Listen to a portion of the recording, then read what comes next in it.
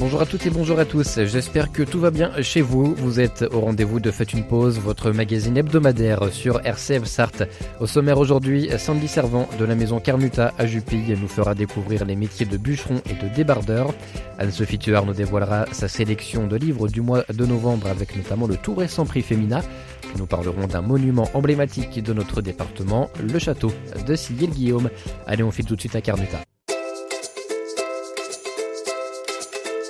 Bonjour Sandy Servant. Bonjour. Vous êtes, on le rappelle, responsable développement culturel à Carnuta à Jupille et vous nous parlez aujourd'hui de deux métiers liés à la forêt et aussi à l'exposition. La forêt, le bois et nous qui est à découvrir en ce moment du côté de Carnuta. Donc on parle des métiers de bûcheron et de débardeur. Commençons peut-être par celui qui nous parle un peu plus, que l'on connaît plus, celui de bûcheron. C'est vrai que c'est celui, quand on demande si on connaît des métiers en forêt, le métier de bûcheron, c'est celui qui nous vient forcément en premier, pour une raison simple aussi. C'est quand même celui qui vraiment va couper les arbres.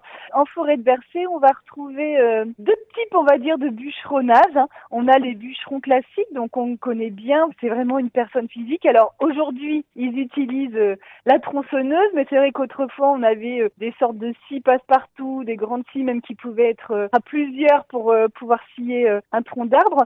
Et donc c'est un métier qui exige beaucoup de précision, puisqu'en fait, c'est vrai que quand on veut couper un arbre, il faut faire attention de là où on va le faire tomber. Et donc forcément, en forêt, on est entouré de plein d'autres arbres. Donc il faut pas faire de dégâts dans les peuplements. Donc le bûcheron va déjà avoir vraiment cet œil d'expert pour trouver dans un premier temps dans quelle direction il va vouloir faire tomber l'arbre. Donc il va regarder également la physionomie pour voir un petit peu s'il penche d'un côté plus que de l'autre, comment sont réparties ses branches, etc. Et puis ensuite, pour vraiment le couper réellement, donc ce qu'il va commencer par faire, c'est ce qu'on appelle une entaille d'abattage. Donc c'est-à-dire qu'il va enlever comme une sorte de petit triangle de bois à la base du tronc, dans le sens de la direction vers lequel il va vouloir le faire tomber.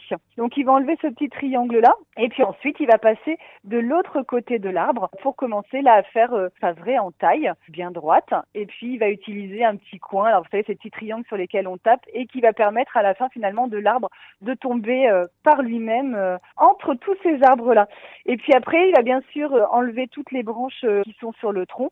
Et donc ce morceau de bois-là, on va l'appeler une grume. Voilà, quand on a vraiment que le tronc d'arbre sans aucune branche, c'est une grume. Et justement, on le verra ce qu'elle devienne avec le métier prochain. Il va ensuite débiter, par exemple, toute la tête de l'arbre. Généralement, ça peut partir pour du bois de chauffage. Donc là, ça va être découpé en petits tronçons. Et puis, bien sûr, maintenant, ce qu'il faut savoir aussi, c'est que les bûcherons, tout le reste de bois qui n'est pas utilisé, on le laisse en forêt, on le laisse sur place. Alors c'est vrai qu'il y a très très longtemps, on pouvait brûler ce bois, qu'on disait qu'il servait pas forcément à grand chose. Aujourd'hui, vraiment, on le laisse parce que c'est ce bois-là qui va permettre de créer de l'humus.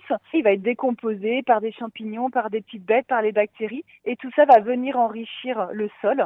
Et donc, ce qui est très bon pour les arbres qu'on a par la suite. On a aussi une autre technique d'abattage. Alors là, qui est plus connue pour les résineux, où c'est vrai que très souvent, on est quand même sur des parcelles où on a un peu plus d'arbres, beaucoup plus serrés.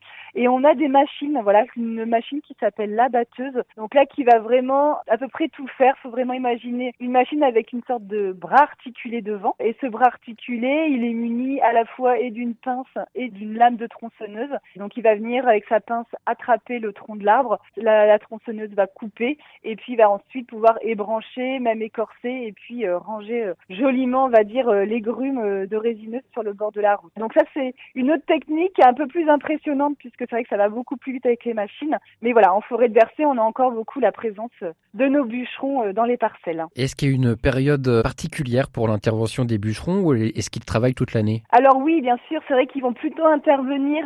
Ça va pas tarder parce que c'est vrai que c'est quand généralement la sève en fait ne circule plus dans l'arbre, donc on est plutôt sur la période hivernale. C'est vrai que tout ce qui est printemps-été, quand l'arbre est vraiment en plein fonctionnement, là on ne vient pas les déranger. Ça va plutôt se passer pendant l'hiver. Alors un autre métier à mettre en lumière aujourd'hui que l'on ne connaît pas forcément, en tout cas moi personnellement je ne le connaissais pas, celui de débardeur. Qu'est-ce que c'est? C'est vrai que c'est pas quelque chose qu'on entend beaucoup parler. C'est vraiment un métier qui existe dans les forêts qui sont gérées, où on produit du bois. Et donc là, en fait, le débardage, c'est-à-dire une fois que notre bûcheron, lui, lui, il a coupé tous ces arbres et qu'il reste les grumes, il faut venir les chercher au milieu des parcelles. Et donc pour ça, on va utiliser quelques machines qu'on appelle soit un porteur, soit un débusqueur.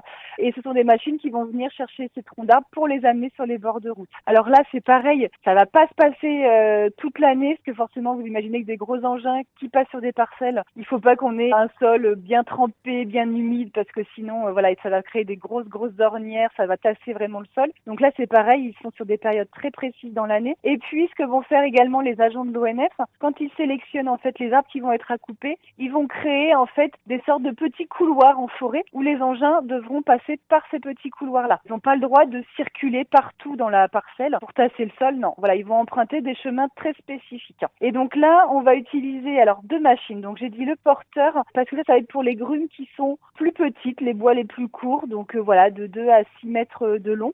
Donc ça va être une petite machine avec un plateau, puis avec une sorte de petite pince. Elle prend les grumes directement dans la parcelle et elle les met sur son plateau à l'arrière. Et puis on a une autre machine qui s'appelle le débusqueur, donc là plutôt pour les bois longs. Cette machine-là, elle n'a pas derrière un plateau pour mettre directement les grumes, parce que là les bois vont être beaucoup plus longs. Donc elle va avoir une sorte de treuil. Ils vont accrocher chaque grume au treuil et ils vont les tirer en fait sur le sol à travers la parcelle pour les emmener jusque sur le bas-côté. Et donc après, ces bois-là, ils sont stockés sur des petites places en bordure de route. Et puis là, après, on aura une plus grosse machine qui est, une sorte de camion grumier qui viendra vraiment de la route, attraper avec sa grosse pince. Là, c'est ce qu'on voit le plus souvent, nous, charger les bois après en forêt. Donc voilà, ça c'est un métier un petit peu qu'on connaît moins, qui existe depuis très longtemps, puisqu'autrefois on le faisait avec des chevaux. On mettait aussi pareil le même système que le treuil pour tirer les grumes. Et puis aujourd'hui, il y a plein de nouvelles techniques qui sont en train de se développer. Et on a vu par exemple en forêt de Bercé, ils ont testé ce débardage par câble. Donc là, c'est-à-dire que c'est la même chose. On attache la grume à un câble, à un treuil, mais sauf que le câble, il est tendu en l'air. Donc en fait, si vous voulez, le tronc, il va se déplacer plutôt en l'air pour éviter justement toujours ces soucis de tassement de sol, puisqu'il y a une biodiversité assez extraordinaire dans le sol. Donc on essaye au maximum de tenir compte de tous ces éléments dans l'environnement. Et à découvrir donc avec l'exposition La forêt, le bois et nous à voir en ce moment du côté de Carnuta. Ça fait partie des activités que vous proposez bien sûr avec ce mois de novembre qui démarre. D'ailleurs, on en profite, il y a quelques petites animations qui vont s'égrener tout au long du mois. Et oui, bien sûr. Donc en effet, l'exposition de Paul Corvino qui vous permet de découvrir un petit peu des choses sur la filière bois, va être présente tout l'hiver. Et puis en parallèle, le mois de novembre, on a quelques activités quand même à vous proposer.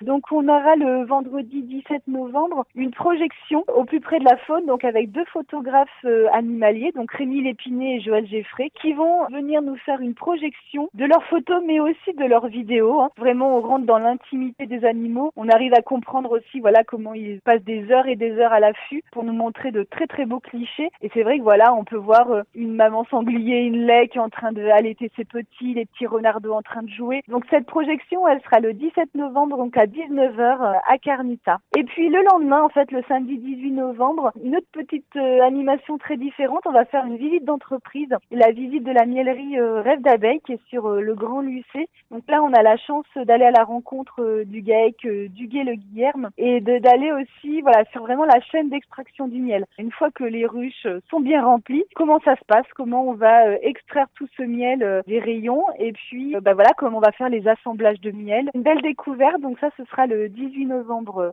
à 10h. Et puis on finira donc fin novembre, le samedi 25 novembre, avec les préparatifs pour les grandes festivités de fin d'année et de Noël. Donc là, on vous propose avec l'association Grain de Pollen de venir fabriquer votre sapin en palette. Donc d'avoir un sapin que vous allez pouvoir garder dans le temps, qui va être avec des matériaux recyclés. Chaque famille va pouvoir fabriquer son sapin avec tous les conseils de l'association. Et puis bien sûr, repartir aussi avec. Donc vous aurez votre sapin dès fin novembre qui sera prêt à être décoré. L'esprit de Noël qui investit déjà la maison Carnuta. Merci beaucoup Sandy Servant. Et puis on se dit rendez-vous le mois prochain sur RCF Sarthe. Eh ben oui, avec grand plaisir. RCF Sarthe, la joie se partage. Vous êtes toujours à l'écoute de Faites une pause. On fait honneur aux femmes aujourd'hui avec la sélection de livres d'Anne-Sophie Tuard, parmi lesquels Triste Tigre de Neige Sino, fraîchement désigné prix Femina 2023.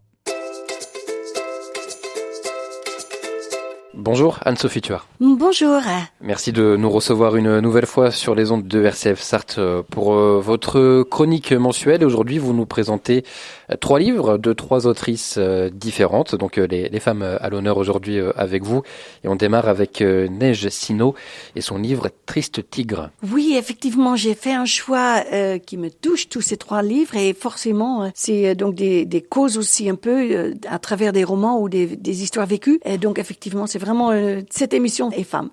Triste Tigre, c'est un roman malheureusement autobiographique d'une auteure Neige comme prénom, Simon, et c'est qui est presque contradictoire parce que Neige c'est un nom peu commun, mais très joli, très blanche, très pure, et malheureusement elle n'a pas eu cette jeunesse très pure. On parle tout de suite de la première page de l'inceste qui est très dure, mais elle traite d'une manière tellement différente, avec une subtilité, entre autres.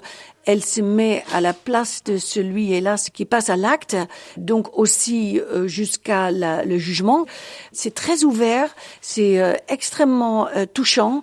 Et je dirais presque il faut le faire lire aux jeunes, aux lycéens, parce que il faut qu'on sache que ça doit s'arrêter. Et quand on voit maintenant le contact avec les jeunes dans les conditions bien plus graves pornographiques, il faut absolument pas oublier qu'un corps, une femme, c'est quand même une douleur qu'elle portera toute sa vie. Elle est sur les listes des grands prix littéraires.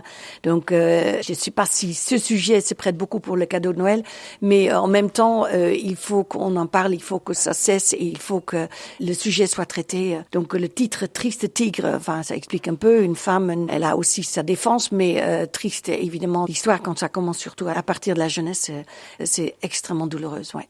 Passons maintenant à un conte signé Roukiata Ouedraogo.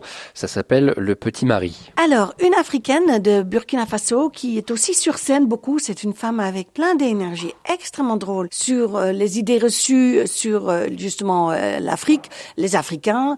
Elle a fait un premier livre que j'ai beaucoup aimé qui expliquait l'excision. Donc, c'est encore une histoire contre les femmes. Là, Le Petit Mari, c'est son tout nouveau. C'est plutôt léger et joyeux. On voit bien les coutumes en Afrique. Quand on perd son mari, donc souvent les maris sont plus âgés que les femmes, on est dans les coutumes dans son pays obligé de prendre comme nouveau mari un des frères donc de la même famille de son mari. Donc évidemment, ce cas-là arrive dans le roman et la jeune femme demande quelques jours de réflexion parce que là, elle n'avait pas prévu ça du tout.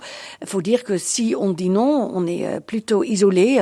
C'est une situation très compliquée. Une veuve, c'est pas du tout bien vu. Donc elle demande justement à la famille de pouvoir lui donner un temps de réflexion et elle essaye de tous les côtés presque de changer cette coutume.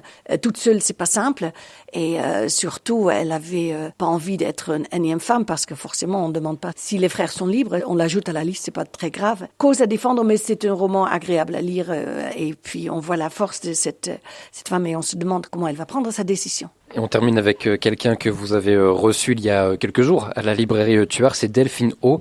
Et son livre « La diplomatie féministe est un sport de combat ». Alors, on est étonné par le peu de femmes dans le monde entier, je veux dire, dans la politique et les postes clés. Donc là aussi, il y a des statistiques, mais c'est très très peu. On sait qu'il y a beaucoup de pays qui ont une situation extrêmement compliquée pour les femmes. Et cette Delphine, qui travaille pour le ministère, c'est un poste qui a été créé pour elle par le président actuel, qui fait le constat et essaye évidemment de finir de l'aide avec soit des subventions, soit des actes concrets dans les pays où il y a beaucoup à faire. Alors on peut dire même la France, on peut même voir par exemple l'Italie ou l'Amérique du Nord, où certaines décisions politiques font régresser la liberté de la femme de décider sur son corps. On nommer qu'un seul sujet, mais le travail d'elle est énorme. Elle est jeune, elle a plein d'énergie et donc la diplomatie féministe fait justement là en rapport avec son rôle. Elle est diplomate, elle voit donc aussi avec des différentes ambassades dans différents pays dans le monde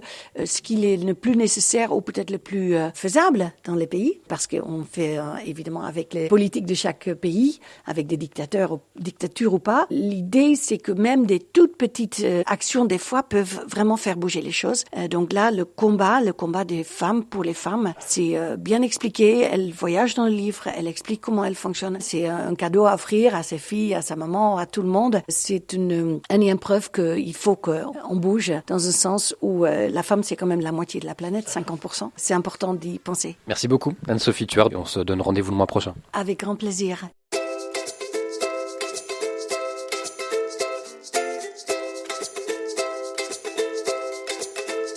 Avant de se quitter, prenons la direction de Sillé-le-Guillaume pour vivre la vie de château. Bonjour Mélanie Audouy. Bonjour. Vous êtes chargée de la médiation, du patrimoine et de la communication pour la ville de Sillé-le-Guillaume. Et on est ensemble aujourd'hui pour parler du château médiéval de Sillé-le-Guillaume. Peut-être allons-nous démarrer par parler de l'histoire de ce château médiéval. Oui, alors c'est une histoire qui remonte à peu près 1000 ans maintenant, puisqu'on sait qu'il y a un premier château à Sillé au XIe siècle. Et d'ailleurs, le premier baron s'appelait Guillaume, d'où le nom aujourd'hui Sillé-le-Guillaume. C'était une baronnie, donc les barons de Sillé étaient vassaux des comtes du Maine. Et on avait fait construire ici une forteresse pour protéger le comté du Maine d'une possible invasion du duc de Normandie, parce qu'on est vraiment proche du duché de Normandie. Donc Sillé fait partie d'une ligne de forteresses frontières, comme Sainte-Suzanne, Fresnay-sur-Sarthe par exemple. Vous l'avez dit, les premières mentions de ce château datent du XIe siècle. Est-ce qu'on a un peu du coup la connaissance de l'évolution de ce bâtiment au fil des ans ? Oui. On sait qu'au XIe siècle, c'était un château de bois, des palissades en bois. On sait qu'au XIIe, XIIIe siècle, on commence à avoir une forteresse de pierre. La construction de l'église à côté, de la chapelle castrale, qui est toujours là. D'ailleurs, on a aujourd'hui encore à côté du château, sous l'église actuelle, la crypte qui correspond à la chapelle des seigneurs de Sillé du XIIe siècle. Et puis, cette forteresse va être en grande partie endommagée pendant la guerre de Cent Ans, au XIVe et XVe siècle. Et donc aujourd'hui, ce que l'on voit à Sillé, c'est surtout une forteresse qui date de la fin du XVe. Après la guerre de Cent Ans, elle a été en grande partie reconstruite, cette forteresse. Et puis d'autres évolutions un peu plus tard pour le rendre un peu plus agréable à vivre et plus résidentiel, avec un logis notamment au XVIIe siècle qui a été construit à l'emplacement de l'ancien donjon de la forteresse. Alors est-ce que ce château, il a des détails, des caractéristiques particulières, notamment caractéristiques architecturales ? Alors oui, ce qui est particulier à Sillé-le-Guillaume, c'est que le château possède une barbacane, qui est un ouvrage défensif en avant d'un château. Une barbacane qui est assez impressionnante, très imposante et qui permet d'avoir une très belle vue aussi sur Sillé et les alentours. Et puis, ce qui est intéressant aussi au château de Sillé, c'est comme je l'ai dit, l'évolution architecturale et l'évolution des fonctions du château, puisque après la Révolution française, ce château deviendra un collège. Et en fait, c'est devenu un collège pendant longtemps, puisque jusqu'en 1971, il accueillait encore le lycée de Sillé-le-Guillaume. Aujourd'hui, en 2023, ce château fait évidemment l'objet de restauration, comme beaucoup de monuments en France. Et à Sillé-le-Guillaume, vous avez un accompagnement de la Fondation du patrimoine pour cette restauration ? Tout à fait. On a donc le logis du XVIIe siècle qui présente plusieurs désordres au niveau notamment de la couverture, de la toiture et des menuiseries. Et donc, le projet est de restaurer cette aile-là du château. Et la Fondation du patrimoine, en effet, nous aide puisqu'on a lancé avec eux une collecte de dons pour financer une partie de la restauration qui va commencer d'ici quelques semaines. Pour terminer, Mélanie, alors évidemment, le château n'est plus accessible au public. La saison touristique est terminée. Si on fait un bref bilan de la saison 2023 en termes de visites, comment est-ce que ça s'est passé pour le château ? Alors, c'était une très bonne saison. On a accueilli presque 6000 personnes, ce qui nous fait une augmentation à peu près de 18% par rapport à l'année dernière. Donc, c'était une très bonne saison, beaucoup de visites guidées différentes, des animations pour enfants qui ont beaucoup plu. Et puis, des visites qui ont bien fonctionné, c'était des visites à la lueur des bougies en soirée. On pouvait visiter le château de manière un peu insolite. Donc, très bonne saison et on est en train de réfléchir pour l'année prochaine à proposer des événements et des animations malgré la fermeture potentielle du château. Et la réouverture 2024, elle serait pour quand ? Alors, on espère l'été. On espère en juillet-août pouvoir ouvrir. Et dans tous les cas, je vous parlais de la fameuse barbacane devant le château. On l'utilisera très certainement pour organiser des animations, des visites guidées de l'église, de l'extérieur du château, de la ville. Il y a pas mal de choses autour du patrimoine de Sillé à mettre en place pour la saison. Eh bien, merci beaucoup, Mélanie Auduit, de nous avoir parlé aujourd'hui du château médiéval de Sillé-le-Guillaume. Et puis peut-être à bientôt sur RCF Sarthe. Merci à vous. Au revoir. Eh bien voilà, faites une pause, c'est terminé pour aujourd'hui. Un grand merci à vous de nous avoir suivis. On se donne rendez-vous la semaine prochaine.